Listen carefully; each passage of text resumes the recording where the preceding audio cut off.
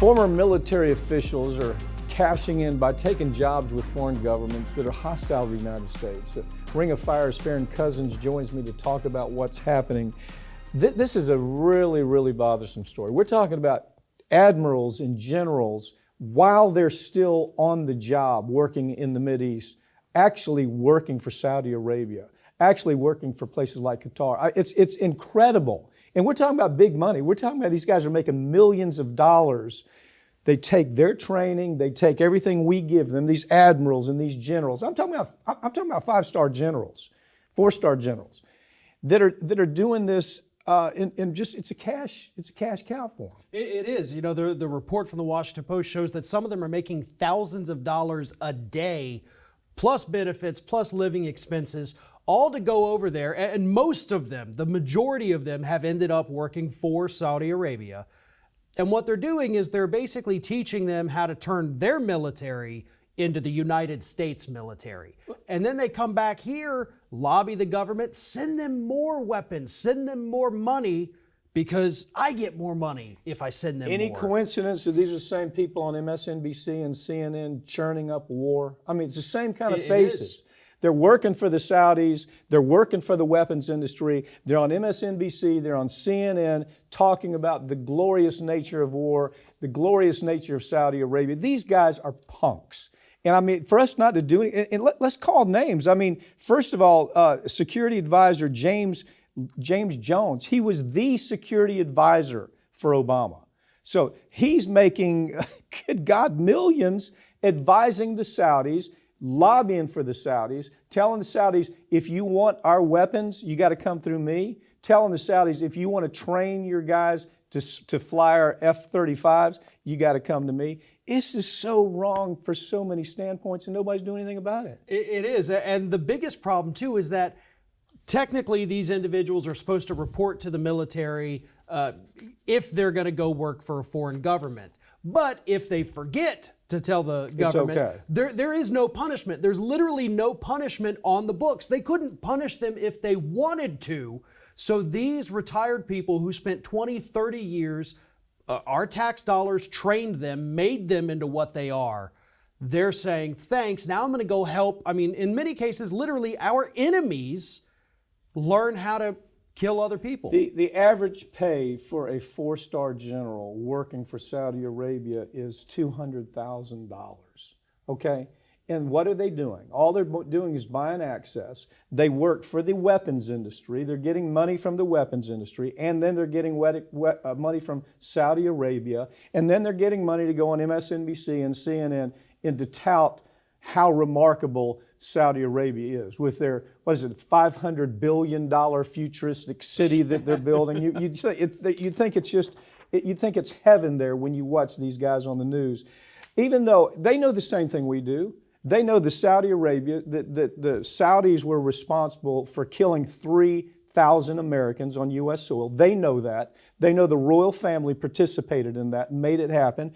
They know Khashoggi. They know the Khashoggi story real well. They know everything about what a freak this dictator is, this punk dictator that's absolutely running Saudi Arabia with such an iron fist.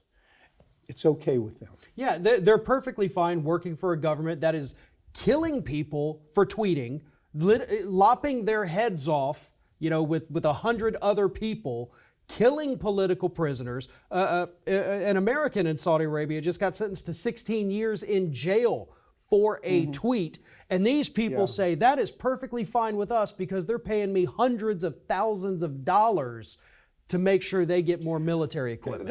Okay, so this is being done. Last week, the Saudis just absolutely hustled Biden. Okay, Biden did everything he said he was going to do for them. They asked Biden, can you get us more weapons? He got it for him.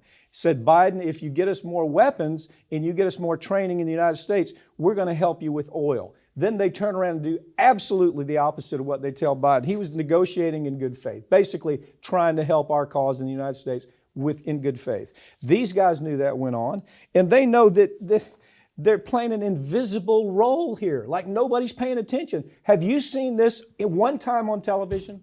One time? I have not, no. No, I don't think anybody has, because TV MSNBC, corporate media, they're the ones, these guys appear to talk about the glorious nature of war, the glorious nature of Ukraine, the glorious nature of Saudi Arabia.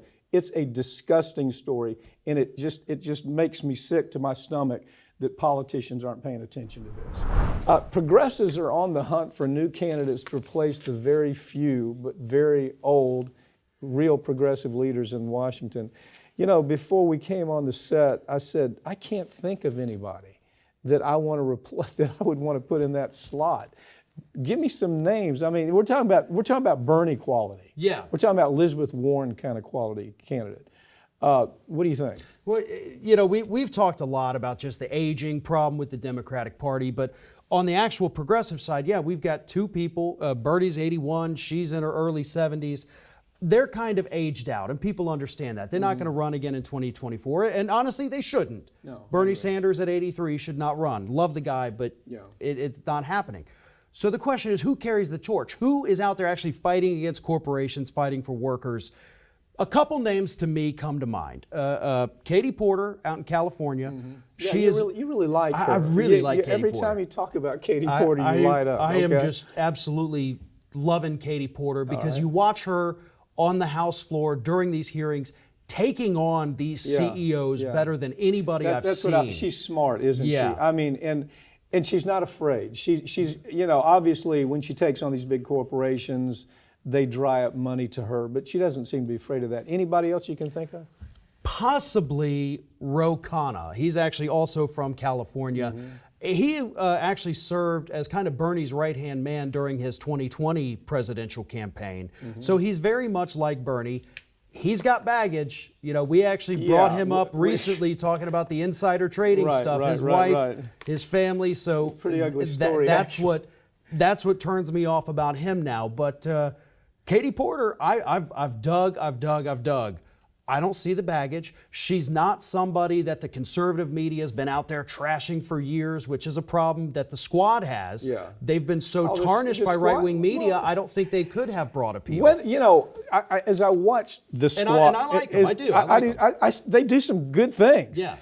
I don't know whether they just don't do it right or whether the media is just so set in, and they don't, you know, corporate media does not like progressives. I mean, they may act like they do. You may watch MSNBC and you may say, they really have kinship with progressives. They don't. We know firsthand behind the scenes stuff. They hate progressives at MSNBC. I did MSNBC, as you know, for a long time. You were one of the producers that worked with me when I'd be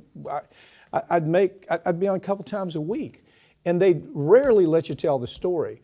So for us to believe that progressives have an easy run with media and that they're going to support, that'll be the problem with Katie Porter, won't it? Yeah. The problem will be they will do everything they can to discredit her. Right. But actually, too, if you look at Katie Porter's voting record, she does have a very moderate coming across voting record. Okay. So she's not super extreme. But the fact that she takes on corporate power and does advocate for workers, the working class, consumers, that's the kind of thing we need. And in her mold, we could bring more people in. Yeah, that maybe way. we can ask as people watch this, you send in your comments, give us some Yeah, ideas. we need a lot. We need more than we just need Katie a lot Porter. More names. Farron, thank you for joining me, okay? Thank you.